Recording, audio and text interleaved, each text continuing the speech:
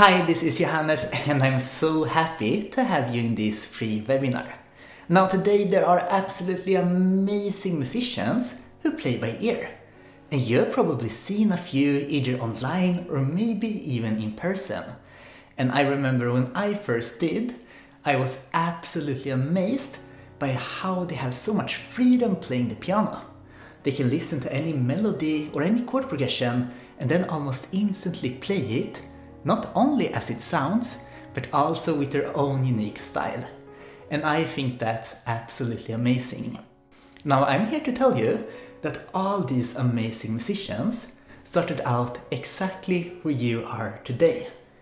Many musicians are not born with the talent of playing by ear. They are practicing the talent and therefore getting really good at the skill. And I think this is absolutely amazing to know. This is not something you're either born with or not. This is something you can either learn or not learn. Which also means that there are good exercises that you can do to slowly progress and improve over time, but also very bad habits that you can develop that can keep you at the same level or even make it harder over time to progress and learn. So that's why I'm so happy that you are here today, because today I will show you exactly how you can practice playing by ear, the best exercises and the best approaches to developing the skill. But before we dive into the training, I just want to introduce myself, as I will guide and teach you for roughly under 1.5 hours starting from now. My name is Johannes Johansson, I'm 25 years old and I live in Stockholm, here in Sweden. Now I absolutely love to play the piano, but starting out I wasn't as motivated. Because I was under the impression that you can either read sheet music and learn classical, or you can read sheet music and learn jazz. And now I think both of those options are really great, but for me it just didn't feel right. Starting out, I really wished there were a third option, another way of learning to play the piano. Now one day I browsed YouTube and I was absolutely amazed by what I saw. Because I saw all these amazing piano players who play the piano without a piece of paper in front of them. And I couldn't believe it, and that was actually the first time I saw someone playing by ear. Now, as someone who absolutely loved movie music, I couldn't believe they played the Pirates of the Caribbean theme, Colors of the Wind from Pocahontas, or these very crazy runs in Harry Potter.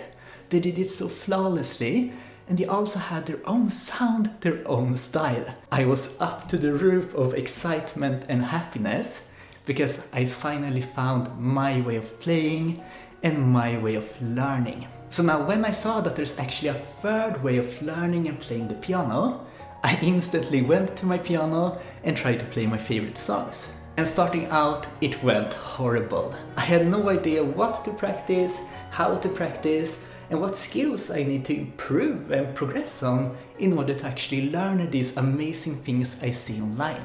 And honestly, that was quite frustrating, because it felt like I had this picture of this absolutely beautiful destination, but I didn't have the map showing how to get there.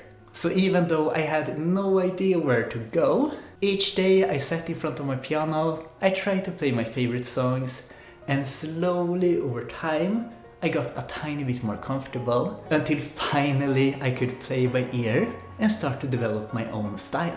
And for me it actually took several years to get there, but I'm so happy to tell you that you can learn it much faster with the right guidance and the right practice methods, which is exactly what you will get in this webinar. So even though it took much longer for me to learn than what it would have with the right guidance, once I started to get more comfortable and really finding my own style, a door of opportunities opened up for me. I started composing for video games, performing in very beautiful avenues. I started posting my work online, which I'm so thankful have been seen millions of times. I started inspiring other piano players to also find their own style and discovering this new way of learning to play the piano. I was so passionate about this that I started teaching private lessons and experimented with how I can teach all the tools and exercises I have developed throughout the years. And after many years of teaching, I finally figured out a system of how you can learn to play the piano with complete freedom, learning the skills you need to play by ear with confidence, but also the skills you need to find your own style, adding patterns and motions to your playing, so when you play the piano, you can express it the way you want. And all this I've created using a step-by-step program in my online course.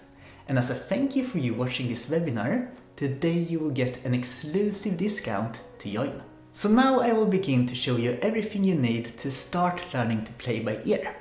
And keep in mind that this webinar is jam-packed with great progressions, theory, exercises, and so much more. So I would very much recommend to take notes during the training. And I'm also very glad to tell you that if you watch the entire webinar, I will send you a replay link afterwards, so you can watch it a second time, a third time, or even a fourth time if you feel like you need so. So if you go through the training with me now, of course I will let you watch it again as many times as you need.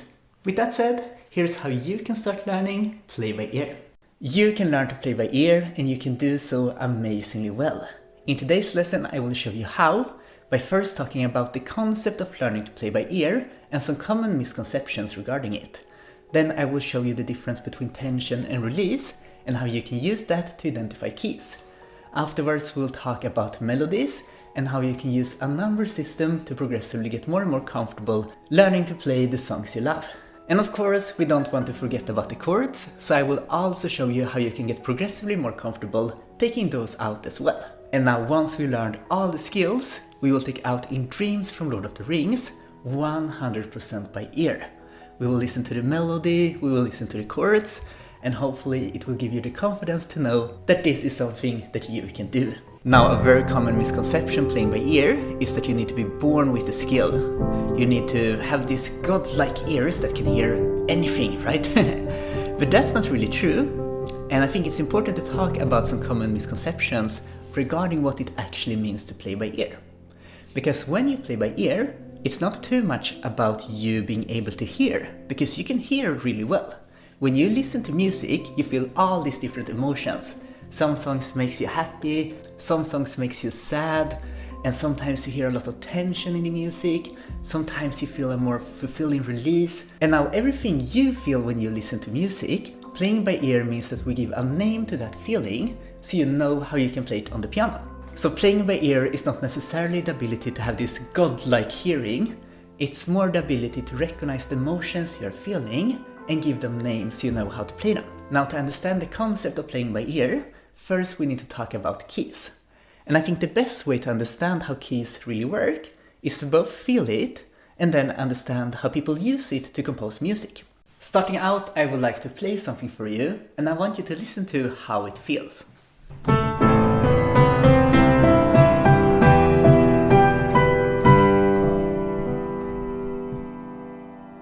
What are you feeling right now?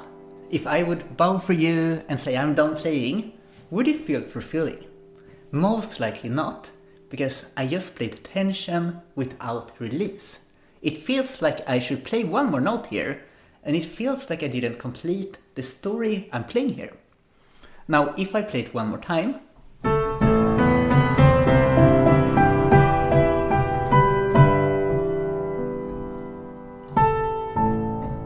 did you feel the release of tension on the final A note here? Did you feel how much more fulfilling it felt right now? I released the tension playing the A note, and it felt like the story I was telling you was completed. We can take another example and play something like this.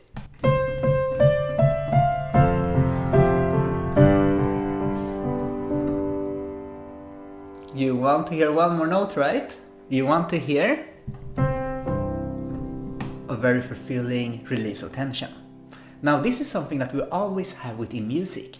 We have tension that's very strong but also more subtle, and we also have the release of tension. And it's the relationship between these two that creates this magical moment that gives us goosebumps and makes everything feel so amazing when we listen to the music. And now the reason you feel tension and the reason you feel release is because I play within a key. And now all music you listen to, whether it's pop music, movie music, game music, synthwave, or classical jazz, whatever you can imagine, all music revolves around being played within a key, either a major key or a minor key. And what that really means is that we have a combination of 7 notes that each have a very specific distance between each one to create a sound that we, especially within Western music, have learned to be perceived as the base pillar of chords, the base pillar of melodies, the normal sound of music, we can say. So it's very good to be aware of this and understand how it works. So here on the piano, we have 12 unique notes. We have 7 white keys and we have 5 black keys.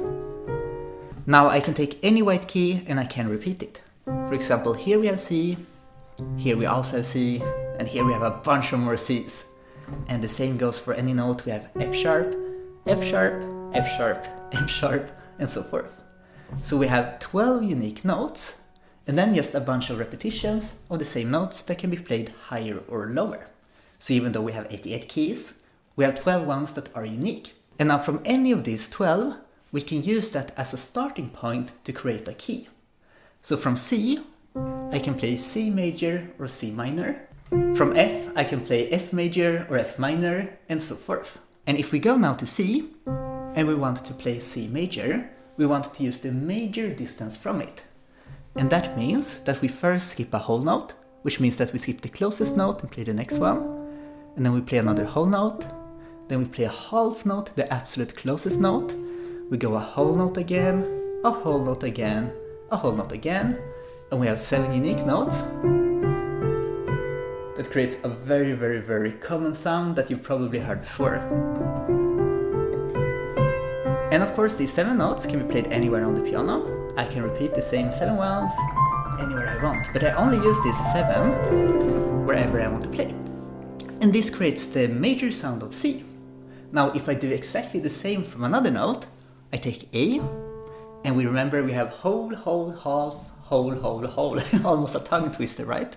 Okay, we go a whole step, a whole step, a half step, a whole step, a whole step, a whole step again. Here, we have the sound of A major. And you might notice that this sounds exactly the same as the sound of C major, just a bit lower. We have a different starting point. And if I play D major, I use the same distance from D. We got the same sound. If I play E flat major, right? Same sound again, just a different starting point. So from any of these 12 notes, we can create the major sound, which half of music would be revolved within. But it can also be the minor sound, which is a different distance. Now here again we can play C, and I go a whole step up, then a half step, then a whole step again, whole step, half step, half step, right? So this is the major sound. And here again, I can play it from C, I can play it from A, or I can play it from E. And it creates a little bit more, sometimes dramatic, more emotional sounding music, right?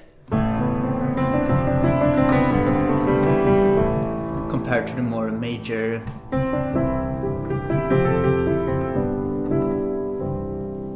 more, I guess, uplifting, happy sound. But what's very important to know is that all the minor keys really sound the same, we just have different starting points. All the major key also really sound the same, we just have different starting points. And that starting point we use will release the tension. So if we play in the key of C major or C minor, once we play a C chord or a C note, that will release the tension that you previously felt, just as I showed you in the previous examples. And if I play in the key of G major or G minor, once I play a G note in the melody or a G chord, you will feel a release of tension. If I do so within the minor key, that tension can be a little bit more dramatic, emotional.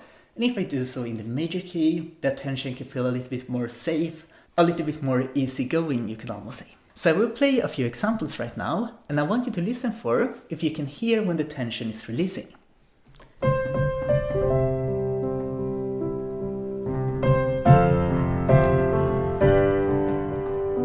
It kind of feels like the notes wants to go somewhere, right?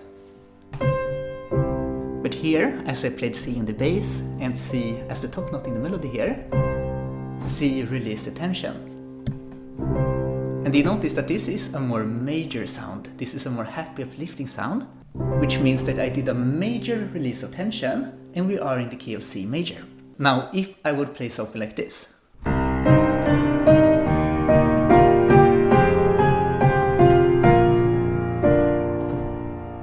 tension, right? We want something more to happen. But here, as I played C in the top note, C in the bass, we release the tension. But listen here carefully. This release of tension is more emotional complex, I like to call it. For me, it feels a little bit more dramatic, more emotional, but it might feel a little bit different for you. The most important part here is that we recognize the difference between the feelings. So this is the sound of a minor tension release, which means that we play within the minor key of the note or the chord that released the tension. So here we have a C minor chord and also a C note, which means that we play in the key of C minor. And now I think you can start to realize why this is so good to know. Because if you listen to music,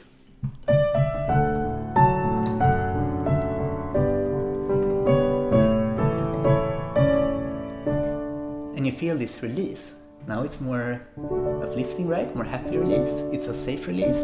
It's a major release. Alright, now we know we play within a major key, and we notice that D is releasing that tension. So in this case, we notice that D released the tension, and the releasing sound was major.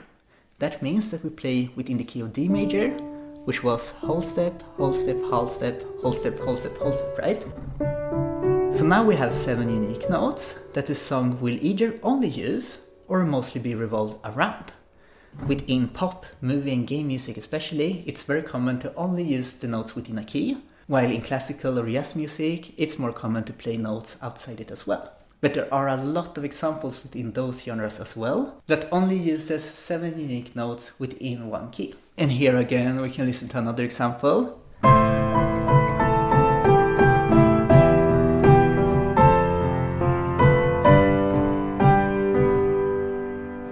Tension and release. We release the tension on the A note, A in the melody, A in the bass. But this is a more dramatic release, right? It's more emotional complex almost, which means that we play within the key of A minor, and we can use the minor distance from A to find the 7 unique notes within the current key.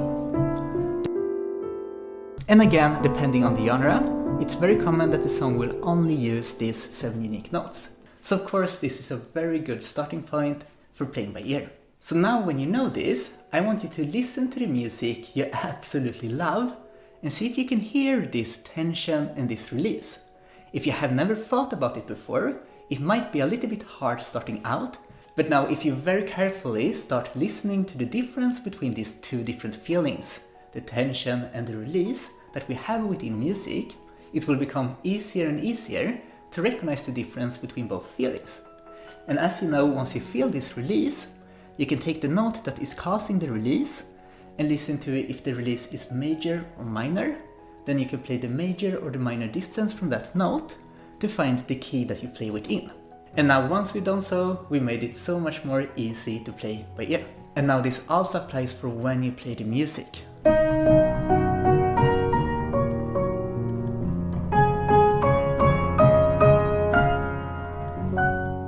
Here I release the tension on this F sharp here, so I know that I'm in the key of F sharp. The release of tension sounded more major, so it's most likely F sharp major in this case.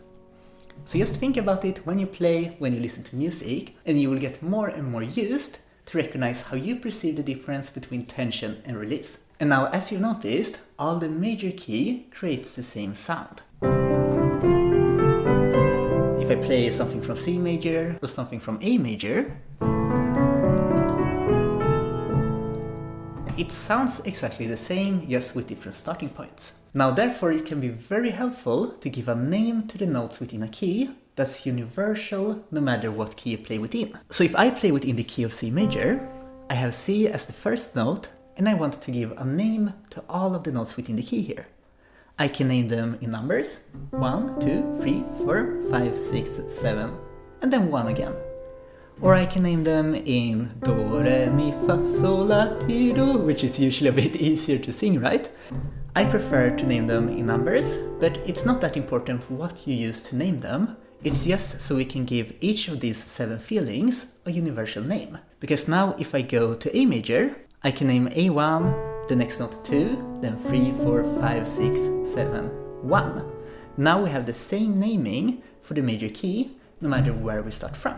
So now if I'm in the key of C major and I play 1, 5, 6, 5, 4, 3, 2, 1, twinkle twinkle little star, right? I can do the same from A major, 1, 5, 6, 5, 4, 3, 2, 1.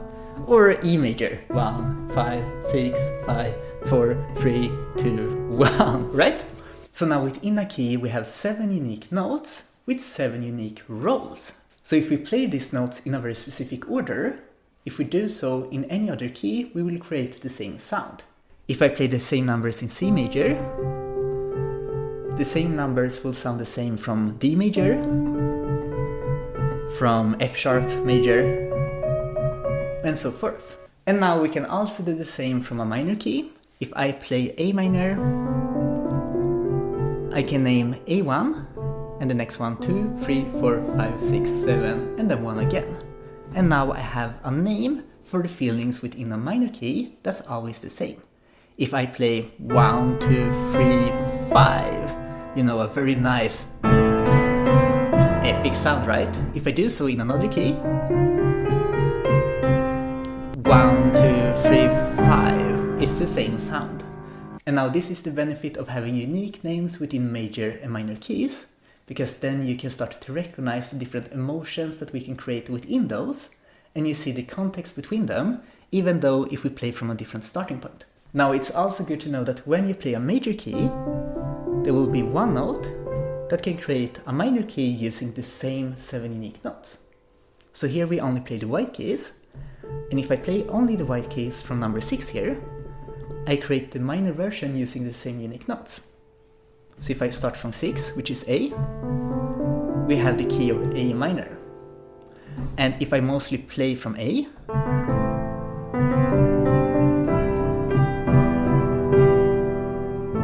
A is releasing the tension, right? And if I mostly play from C,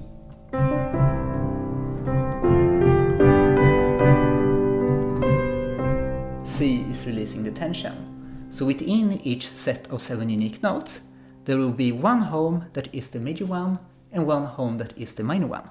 Therefore, I like to name the minor key starting from 6.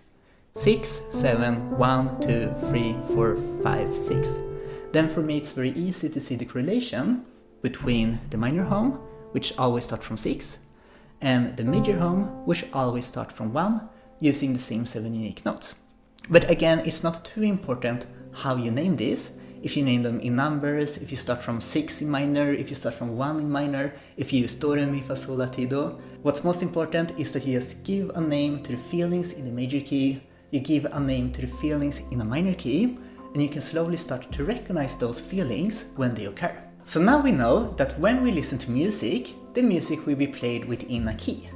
And that key will create the releasing feeling, while the other notes will mostly create tension that is more stronger or more subtle depending on which notes you play. But within a key, you will always have one point where it will feel like all the other notes are drawn towards. And whether we play a major key or a minor key, we will have 7 unique notes. And those 7 unique notes will always have the same role. The first note will release the tension, and usually the 7th note can create a lot of tension, for example. So if we give a name to each of these 7 notes, we can start to recognize them and getting more and more comfortable picking out melodies, picking out chords, and so forth. So now we will take this theory and talk about how you can actually use it in action, starting with how you can play melodies. Now there are 3 different ways I would recommend practicing getting better and more comfortable taking out melodies by ear. And the first one is using songs that you already know as a reference. For example, I showed you that Twinkle Twinkle Little Star is 1, 5, 6, 5. And now we know if we hear something that sounds like Twinkle Twinkle Little Star, it's most likely 1, 5, 6, 5, right? So we can use what we already know as a reference to being able to figure out something new we hear. For example, if I want to take out Man of Steel, a soundtrack I absolutely love that has this very beautiful piano line.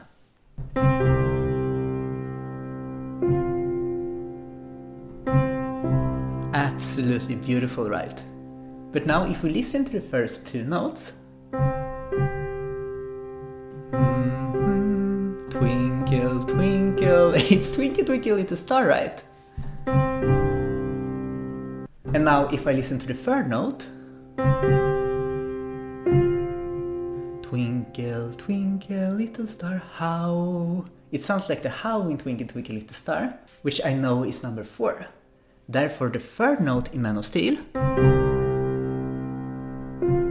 is most likely number 4.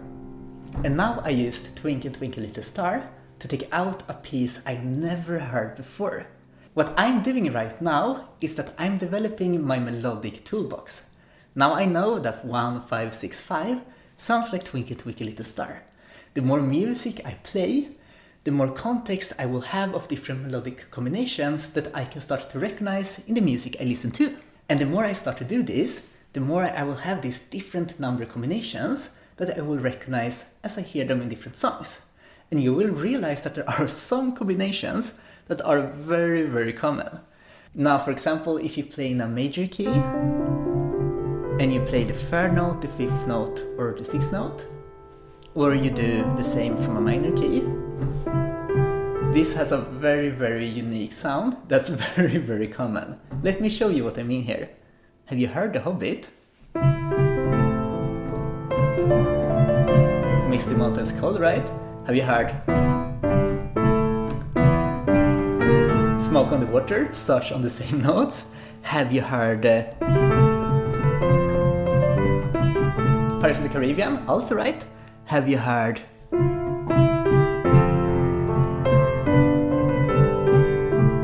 Absolutely Beautiful? Have you heard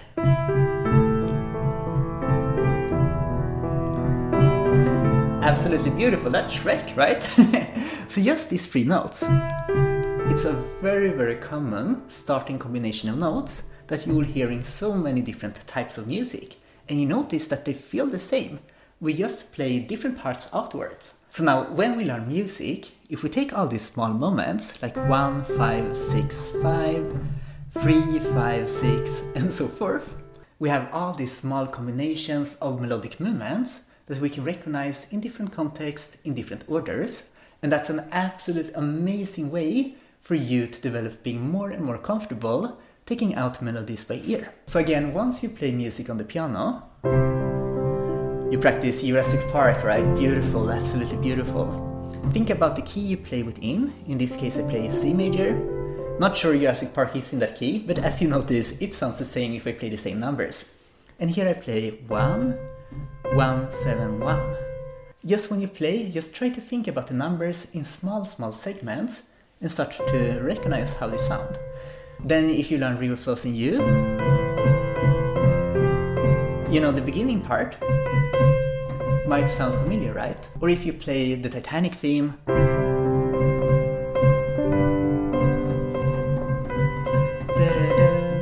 it's kind of Jurassic Park as well, right? So you notice that there are a few combinations that are so widely used in so many different songs. So by simply sitting down and thinking, alright, what am I actually playing here? What is the names of the melody? How does that feel to me? Then you will recognize that in future songs as well. Now, when hearing melodies, another thing that's very helpful to start to think about is the melodic movement. And now starting out, I like to practice thinking in 2 different categories. First, we have the direction. A melody can go upwards, which means that it gets higher and higher and higher in pitch, right? And it can go lower, climbing downwards to the lower keys. Now, when you listen to music, you always want to ask yourself, is the melody moving upwards or is the melody moving downwards? If I play one note, does it sound like the melody is higher than the previous note or lower than the previous note? Once you know if it's going upwards or downwards, you want to start being able to hear how much. Within a key, we can play something we call steps, which means that if I play within the key of C major and play the closest note upwards or downwards, I play a step upwards or a step downwards. So when we hear a melody that goes in steps, it almost sounds like it's climbing. You kind of hear this slow movement upwards. It's kind of like we go stairs, right? One step at a time. But if I do a jump, do you hear this sudden kind of rise in energy? Something happened here, right? And that is the sound of a jump. Now I will do a short quiz for you. I will play a melodic line, and on the last note, I will either have played a step to it or a jump to it. I want you to listen carefully and see if you can hear which one. Did it feel like I did a step or a jump to the final note here?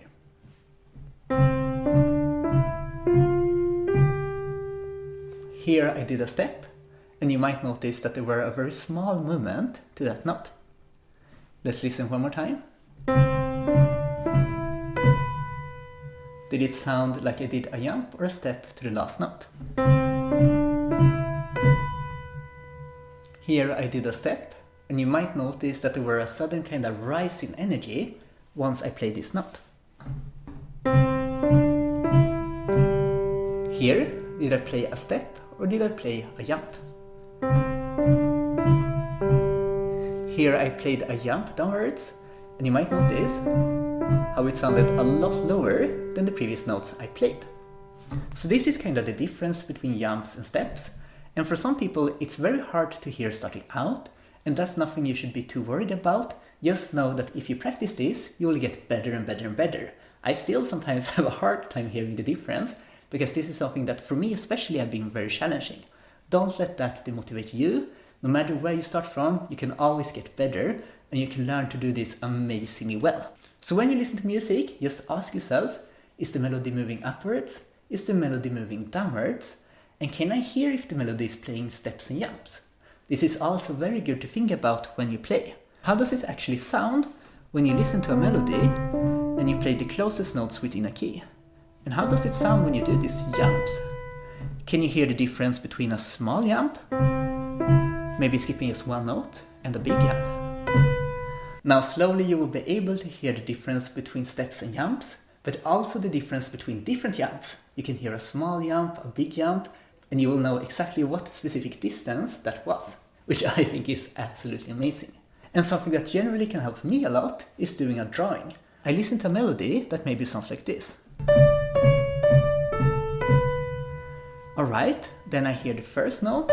It sounds like we let it go a bit lower, back up, then a bigger jump downwards, and then a little bit more upwards. Just kind of doing this visual drawing in my head will help me so much being able to try to figure out how to play the melody afterwards. And now lastly, a very good exercise you can do to be able to hear what note to play is to think, how far is it from the home note? How much tension does this have, and where does this note want to go? I will give you an example here.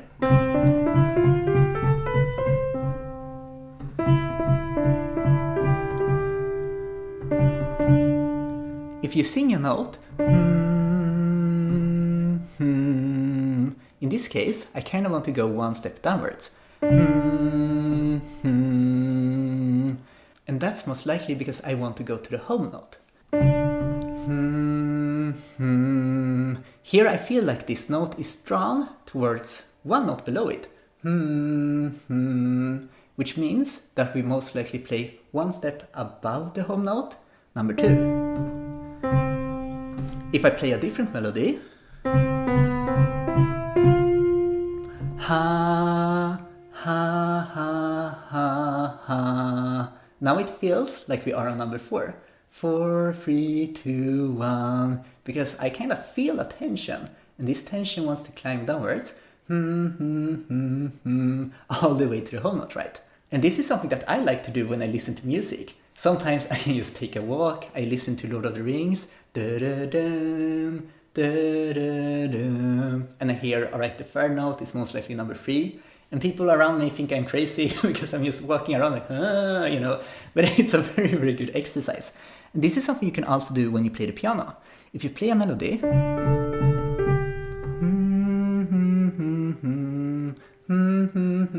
here again it sounded like we played number 4, right? And sometimes the tension is upwards instead. It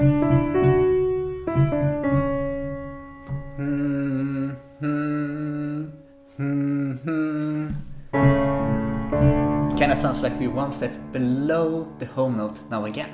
And again, this might be a little bit tricky starting out, but the more you practice this, the easier it will get. And it will never be as hard as it is right now. I'm not sure if that's motivating or not, but just keep in mind that tomorrow it will be a little bit more easy, and before you know it, you will be able to hear any melody with ease. And I think that's absolutely amazing. So just to summarize, now when practicing melodies, it's very beneficial to think about the songs you already love, you already know. Think about what numbers they create, and think in very small segments. Take 3, 4, or even 2 notes, listen to how they feel for you.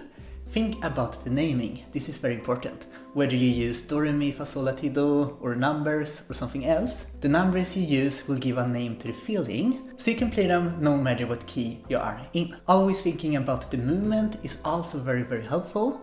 Is the melody moving upwards or downwards? Is it going in steps or jumps? Now slowly you get more and more comfortable and more precise hearing the difference. And last but not least, always listen for the tension to the home note.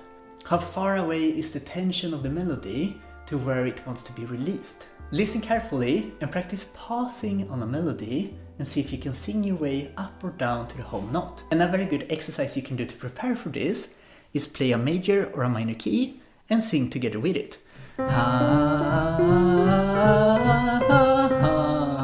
I'm singing so awful, I'm hoping I don't get demonetized now. I would do this in 3 progressions. First play, ha, ha, and then mimic. Once that feels good, sing as you play, ha, and once that feels good, sing before you play, ha, ha, ha. And you might notice I need to practice this a bit. I'm not too comfortable with singing, but this is a very, very good exercise. Not only playing a key, but you can also do this playing random notes. 1, 5, 4, 5. Very, very great exercise to build your mental representation. And now by using these 3 different set of skills, slowly getting more and more comfortable and more precise with how you perceive them, then it will get easier and easier to take out melodies by ear. With that said, now we will talk about chords. Because when we play melodies, we will always have a harmony below it.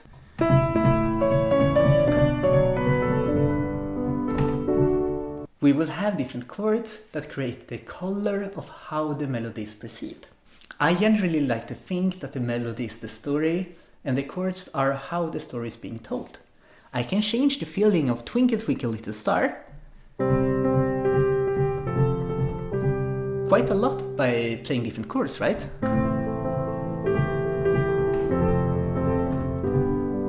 Or I could play something like, you know, a very different feel, but we have the same melody here. And that's kind of the magic and the power of chords.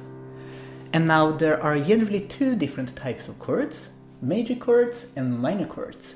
And those are the heart of being able to learn how to hear and play them. And now just as with keys, chords kind of work the same. We have one note, for example, in this case C. And we can later play a specific distance to create a specific chord type. We can play C major or C minor, and what major and minor really means is here as well. We just want to play a distance from the starting note. We can play C major or C minor, C sus. There are a lot of different variations, but major and minor are the most common ones, and if you know those 2, you'll be very, very much set for playing by ear starting out. Now just as with playing keys, major just means I want to play a distance from. Minor also means I want to play a distance from. So if I say I want to play C major, that means I want to play a major distance from C, creating the major harmony from that note. And the major distance, you start from any note, then you skip 1, 2, 3 notes, play the next one, then you skip 2 notes and play the next one. Here we have a nice uplifting sounding chord, which is the major chord. Now if we play a minor chord, we kind of reverse it. So we start from any note, then we skip 2 notes, play the next one, and then we skip 3 notes and play the next one. And here we have the minor distance, creating a slightly more dramatic, emotional sounding chord. And in context they can sound very different, so it's good to keep that in mind. But if we really play them in isolation, we hear the difference between the major sound and the minor sound pretty clear. So if I play a chord for you now, do you feel a more happy, uplifting feeling? Or a more minor, slightly dramatic sounding feel? If I do a phrase when I play it, that kind of fits the playing, right? But if I do something like this, it kind of feels a bit weird. So in this case, I play a major chord. Now, if I play something like this, if I do something like this, it might feel a little bit weird, right? But if I do something like this, you know, it kind of fits my emotion more. So this is a minor chord. And that's kind of the difference between the chords if you really scale them down. And now within a key, we have 7 unique notes. And from each of these 7 ones, we can play a chord. If we take the major key, from 1, we can play a major chord. From 2, we can play a minor chord. From 3, we can play a minor chord. From 4, we can play a major chord. From 5, we can play a major chord. From 6, we can play a minor chord. And from 7, we play a specific one called diminished, and you don't need to focus on that one starting out, as the previous 6 are the most common one, creating most of the popular chord progressions. And again, this is the same no matter what key we play. So if I play in the key of D major, from 1 I can play a major chord, from 2 a minor chord, 3 a minor chord, 4 a major chord, 5 a major chord, and 6 a minor chord. Here we kind of have the chords we can play, right? Creating the different sounds we have learned to hear when we listen to music. And now when we play chords by ear, there are 2 options I would recommend to practice starting out. The first one is getting comfortable hearing chord progressions. So if I play the 1 chord, the 3 chord, and the 4 chord, it's a very unique sound, right?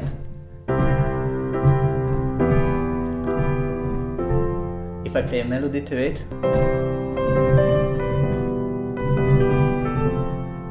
very beautiful sounding chord progression, right? And if I play the same in a different key, do you hear how it's kind of the same sound, right? A new key, same sound. I love this sound, it's so good. When you hear this chord progression, how does it feel for you? Can you think about a memory it reminds you of? Can you think about a feeling it reminds you of? Can you think about a color or anything that helps you associate this with a feeling? For me, I'm not really sure why, but it kind of sounds like the start of a TV show or a very beautiful bittersweet moment, kind of. But don't focus too much on my feelings, listen to how it feels for you. Now I want to ask you, are you feeling the same here?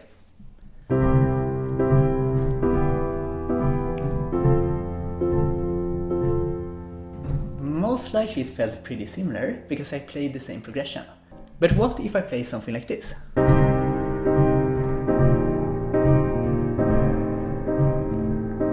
Most likely this felt different, you got a different emotion, it reminded you of a different memory, and that's because I played a different chord progression. So now if you play a song you really like, make sure to take a careful look of the chords and see how that feels for you. And it's good to keep in mind that the chord numbers will be the same as the note numbers. So if I play in the key of D major here, D is 1, so if I play a D chord, the D chord is the 1 chord. And here F sharp is 3, so if I play a F sharp chord, F sharp is the 3 chord, and so forth. So if you notice that you play 1, 3, 4, listen to the beautiful sound it creates, get used to the emotion, and you might be surprised by how often you will hear it in the music you love.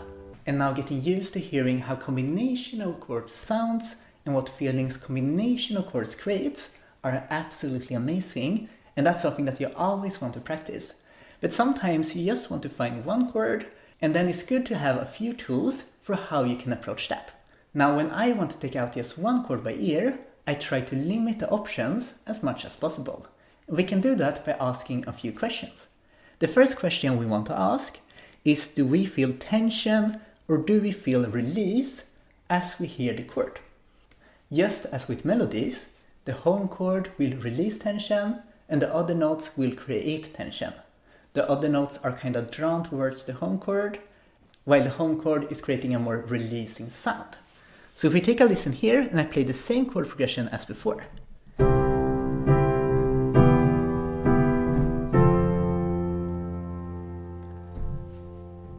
We have a little bit of tension here, right? It kind of feels like we want to continue to go somewhere.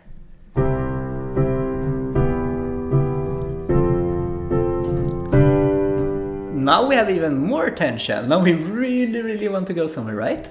Here I'm playing the 5 chord. 5 is very common for strongly want to go to 1. And again, once I play the 1 chord, we feel this release of tension and we have a very fulfilling ending. And it's the same with the minor key. In this case, if I only play the white keys, our minor home is from chord 6. In this case, A minor. And if I play it, I can create a minor releasing feel.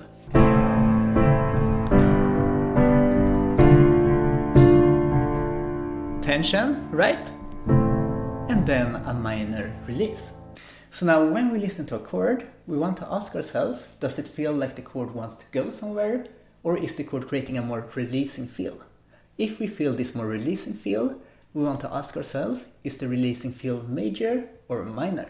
And now if it's major, it's chord number 1. If it's minor, it's chord number 6, creating the major and the minor home. However, now if we hear tension, it's most likely one of 4 chords. It's the minor 2 chord, the minor 3 chord, the major 4 chord, or the major 5 chord. Now there are a few questions we can ask to limit our options even more. Here we notice that 2 of the chords are minor and 2 of the chords are major.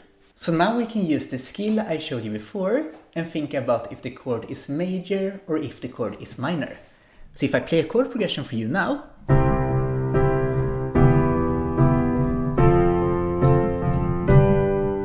here on the last chord, I feel like we have tension.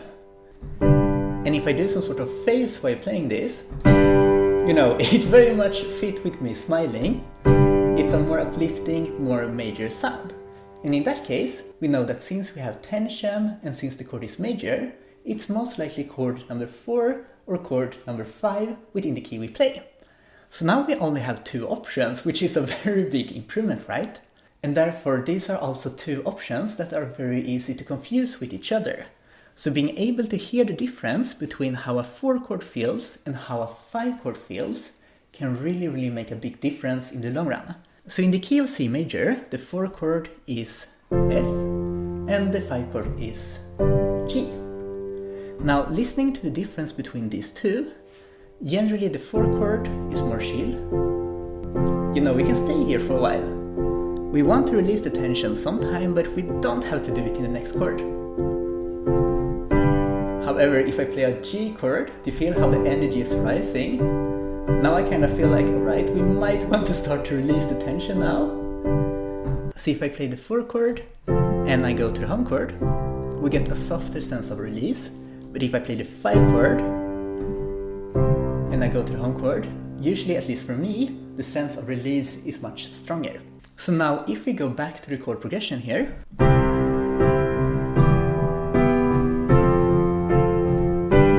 if you listen to this chord here, do you feel a strong sense of tension that wants to go somewhere, or does it feel a little bit more subtle, a little bit more soft? For me, I kinda really want to go somewhere. I want to play a next chord after this one, and I kinda want the tension to be released, which means that the chord we played was 5. And in the key of C major, that's a G major chord. So now we very carefully listen to the feeling, but more importantly, we listen to what we didn't feel. We didn't really feel a sense of release, so we know that it's not the 1 chord and the 6 chord. We didn't really feel a minor chord, so we know that it's not the 2nd and the 3rd chord. We had quite a bit of tension there, and it felt more happy uplifting, so we know that it's either chord number 5 or chord number 4. By listening to the difference between the 2 and how those feels, we could figure out that this was a 5 chord. Now I will play a new example for you, and we'll see if we can figure out the chord.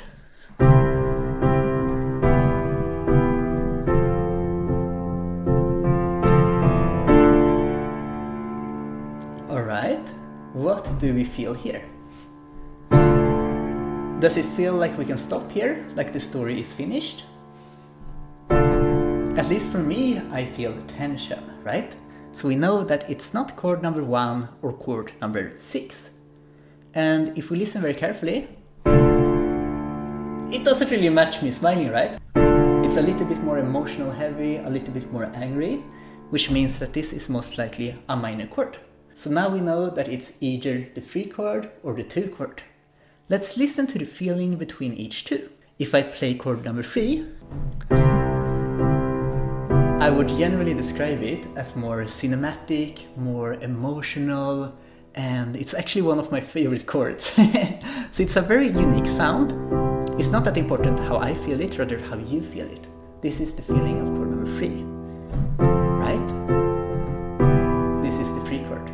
Now if I play the 2 chord, it's a different emotion that's quite complex and hard to describe. I kinda see it as almost a surprise chord. It kinda feels like we open a new door to a new story.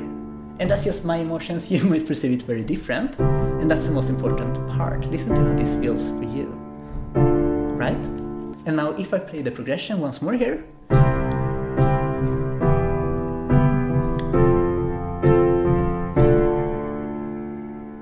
Does it feel like chord number 3 or chord number 2?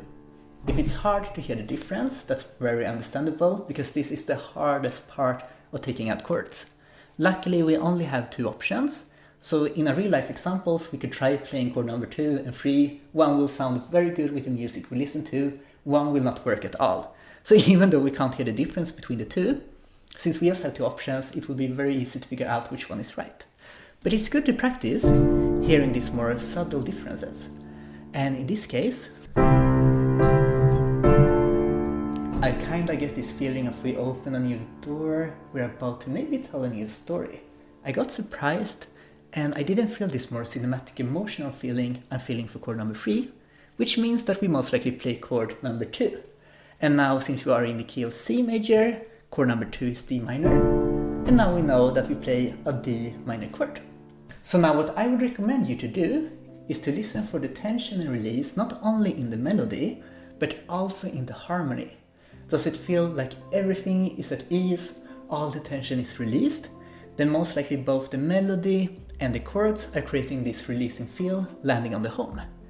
I want you also to focus on the feelings of the chord you hear. If you listen to music, just stop for a moment and try to think, am I hearing tension? Am I hearing release? And once I've limited my options, can I guess which one it is? I did this a lot starting out. I guessed a lot of wrongs, but for each time I guessed wrong, I got closer and closer to always being able to guess right.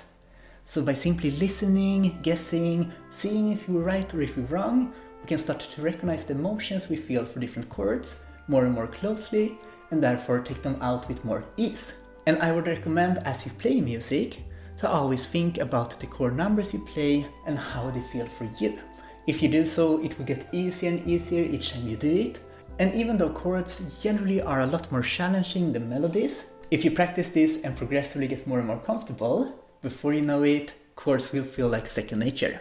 And with that said, I hope this shows to you that this is something you can learn. We just need to give a name to the motion we perceive, and then we need to figure out how we can play it on the piano.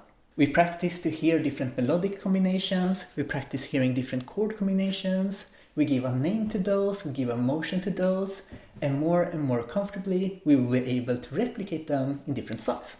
And now we will do exactly that by playing In Dreams from Lord of the Rings. Alright, so you can't see the keys right now, but I will play how it sounds.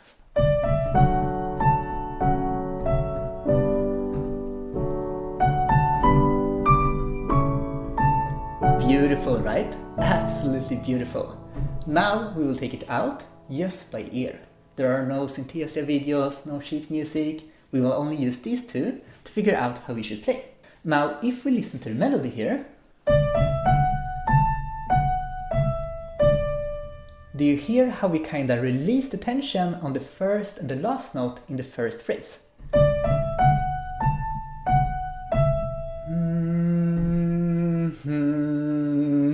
The second to last note kinda wants to go to the last note in the phrase here. Now when I release this tension,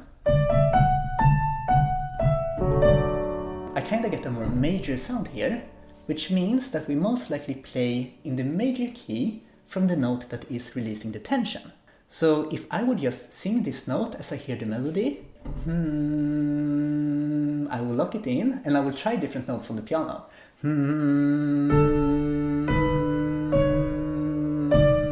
We have a note, right? We have a D note. And now I know, since we got a major sense of release here, we are in the key of D major, and we have these 7 unique notes that we play, creating a very strong sense of tension here, as you might hear, if you don't play the D note. Nice! So now we know that we are within the key of D major, and the melody and chords will most likely use these 7 unique notes. Now, if we listen to the phrase here, can you think about Twinkle Twinkle Little Star?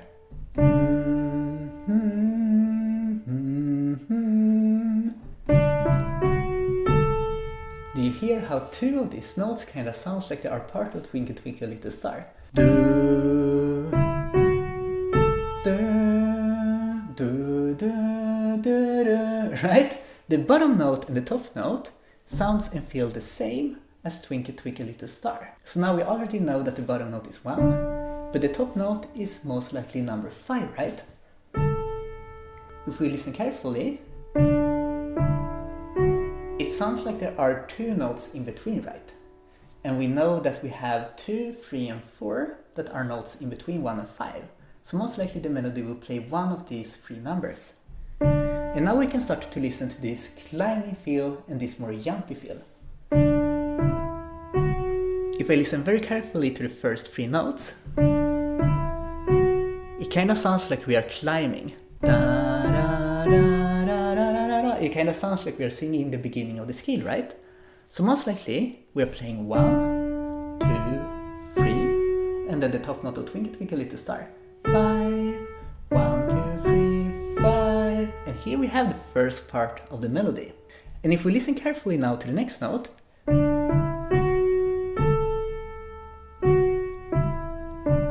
it kind of sounds like we reverse the movement. Listen carefully here. Do you hear how we've already played this note here? We repeat the note, and we play a note that has a very strong sense that it wants to be released, and we go back to 1. So we are climbing backwards using the same notes. 1, 2, 3, 5, 3, 2, 1. And here we have the first part of the melody. And now if we listen to the chord progression here,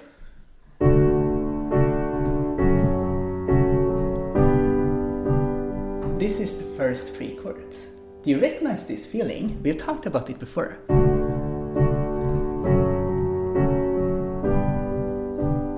To me, this is the feeling of a show starting, or maybe some bittersweet nostalgia feeling here. And I remember that there's one chord progression that creates this feel, right? 1, 3, 4. So here we play the 1, 3, 4 chord starting out. And we have a 4th chord that we play afterwards.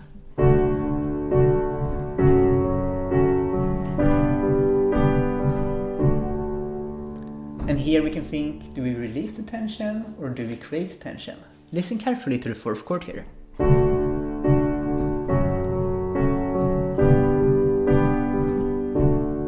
To me, I feel happy, I feel at home, it feels like a major release, which means that I most likely play the 1 chord again.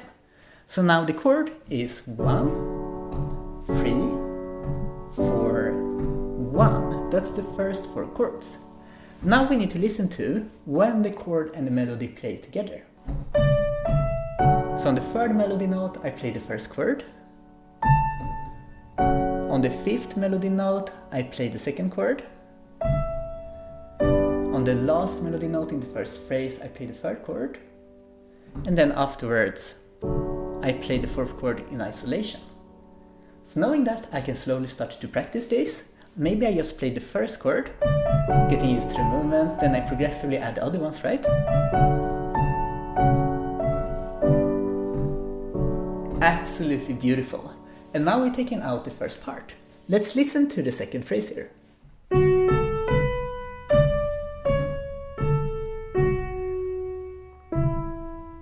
Now, if we listen to the first 3 notes, Can we think about any songs that start with this movement? I can kind of hear The Hobbit, Mr. Mountains. I can kind of hear Smoke on the Water, right? I can kind of hear the start of Pirates of the Caribbean.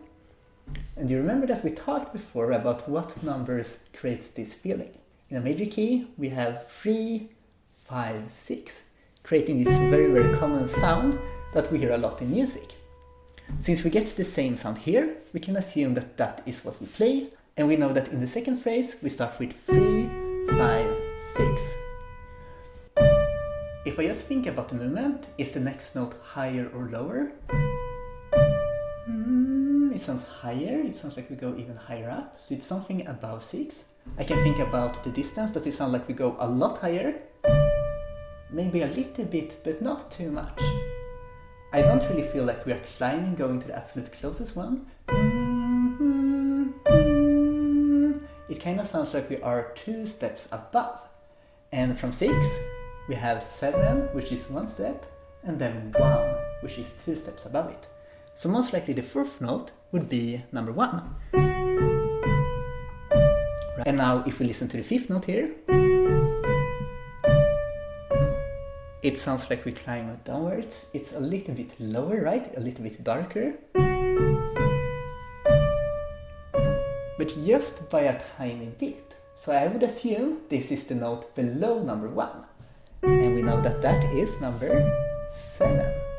Alright, so we're starting to find the melody here, right? And if we listen to the next note, it sounds familiar. It sounds like we've heard it before. It sounds the same as the second note we played, and we remember that that note was number 5, so here it sounds like we repeat 5 again.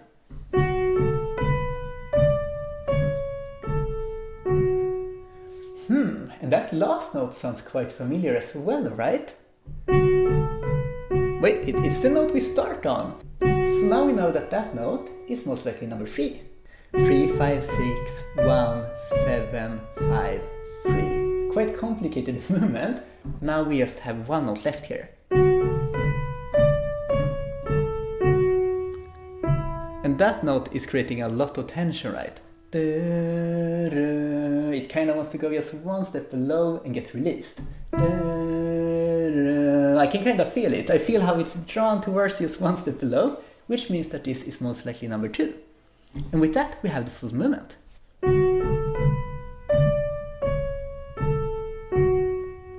Beautiful, right? Now we're gonna take a listen to the chords. And they sound like this.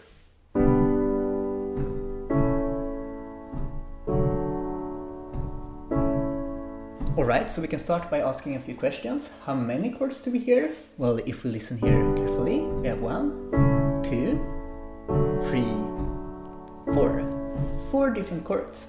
We can also ask, does any of the chords repeat?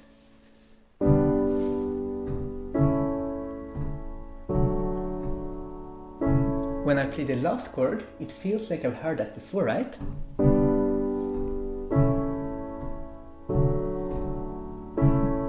So we know that we have 4 chords, and chord number 2 and chord number 4 are the same. Now we're gonna listen to context. If we played the part before, and listen to the first next chord, it kind of sounds like we have some tension, but it's not that strong, right? I don't feel like we are releasing tension. It feels like this wants to go somewhere. And if I think about the chord type, you know, doesn't really work doing angry faces to this one. Therefore, I would assume this is a major chord, therefore being either chord number 4 or chord number 5. Alright, so that was the first chord. Let's listen to the next one in context.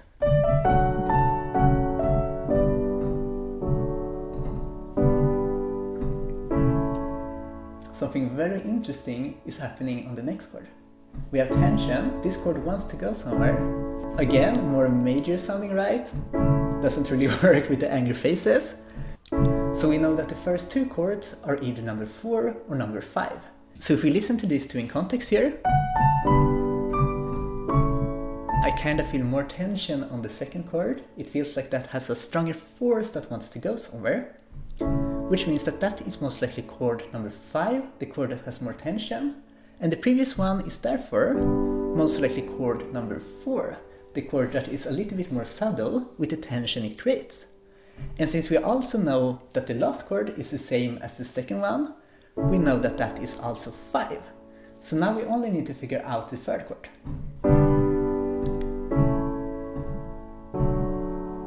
Oh, that felt good. That felt really, really good. Let's do it one more time. Oh, very nice, right?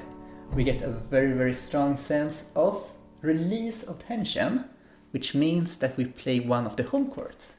And to me, I'm super happy hearing this kind of releasing feeling here, which means again, it's the one release, the major release, the one chord. So now we know that we play 4, 5, 1, 5. And that is all the chords we play. Now we just need to listen to at what melodic notes the chord play.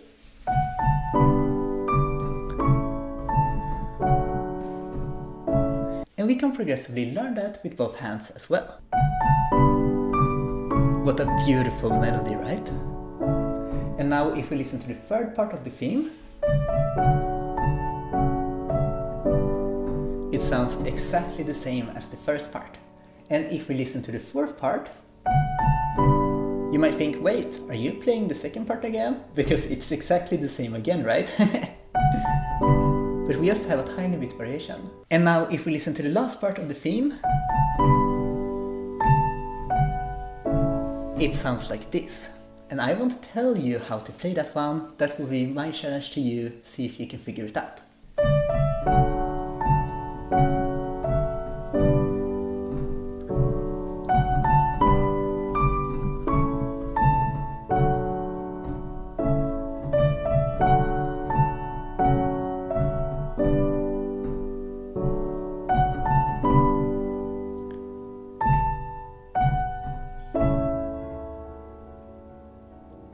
Now, as you probably have realized, you can play by ear and you can do so amazingly well. I'm so glad that you watched this webinar, because I know that when I started out, this would definitely have helped me quite a great deal.